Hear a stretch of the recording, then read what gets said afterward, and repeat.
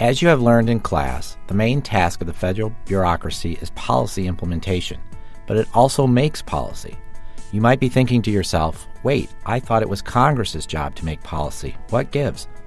Well, this video will explain two mechanisms through which the bureaucracy influences the policymaking process. The first mechanism stems from something called the agency point of view. This is the idea that, although all bureaucratic departments want to see the country's best interests served, they also want to see their own department's best interests served.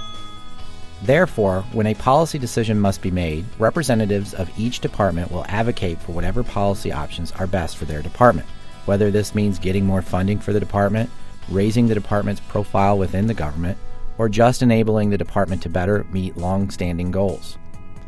A good way to think about this particular mechanism is through a maxim that you may have heard before. Where you sit determines where you stand.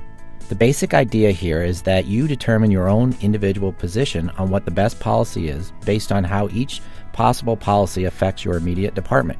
So in other words, the department you work for, where you sit, influences your opinion, where you stand, on a policy issue. To help this mechanism make a little bit more sense, let's consider an example from the area of foreign policy. In October of 1962, U.S. surveillance planes discovered the presence of Soviet missile sites on Cuba. President Kennedy created a group of advisors called the Executive Committee of the National Security Council, or EXCOM, to help him figure out what the United States should do in response.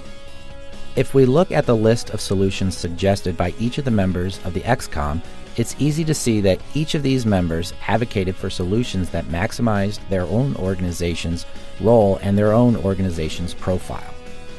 For example, Secretary of State Dean Rusk proposed placing diplomatic pressure on Cuba and sending a secret envoy to try to convince Fidel Castro to stop cooperating with the Soviets. Meanwhile, Secretary of Defense Robert McNamara and the Chairman of the Joint Chiefs of Staff, General Maxwell Taylor, both proposed solutions that involved the U.S. military.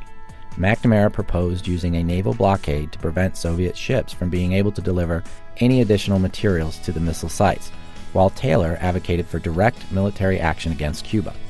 Basically, the Cuban Missile Crisis was a case where representatives of multiple bureaucratic departments were consulted for suggestions on what the United States' policy should be, and each representative tried to push policy in a direction that would involve his own department. The second mechanism through which the bureaucracy affects policy is based in the fact that all bureaucratic departments are set up to operate in a particular way. They have existing standard operating procedures, or routines, for how they are used to getting things done, and these routines impact the way departments do things whenever they need to act. If a new issue arises, a bureaucratic department doesn't start from scratch and come up with a new procedure for dealing with this issue. Instead, they look at their existing bag of tricks and try to find the procedures that they have already developed that are the most appropriate for whatever task they face. The department remembers how it has addressed similar circumstances and implemented similar policies in the past, and uses these as a starting point for figuring out how to implement the new policy. This reliance upon pre-existing procedures and routines is great from an efficiency standpoint. It allows the bureaucracy to act much more quickly than it would if it had to wipe the slate clean every time to come up with a new policy.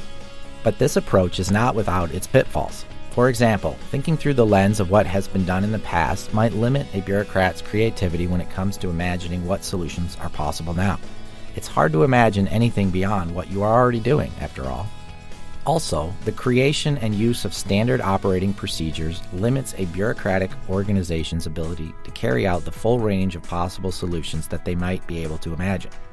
To help make sense of this, let's consider the example of the Cuban Missile Crisis again.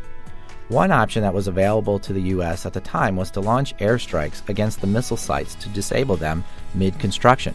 If the U.S. had done this, though, one logical consequence was for the Soviets to respond in kind by launching airstrikes against the United States. Since the Soviets already had a foothold in Cuba, it's likely that they would have launched airstrikes against the U.S. from Cuba, which means they would have approached from the south. This presented a problem because existing air defense plans for the southeastern U.S. were very weak, so the U.S. would have had a lot of difficulty defending a Soviet airstrike from Cuba. Since you can't rework the whole air defense structure overnight, the EXCOM had to abandon this option. In short, this was a case where the bureaucracy influenced policy by eliminating one policy option from consideration because implementation would be problematic. So there you have it. Although the bureaucracy's official job is to implement policy, sometimes it finds itself in the policy-making business as well. This lesson has introduced two mechanisms through which the bureaucracy can influence policy. Bureaucratic departments can push for policies that maximize their own role, budget, and influence, which is known as the agency point of view. Bureaucratic departments' standard operating procedures can limit the policy options that bureaucrats think to suggest or that can be carried out.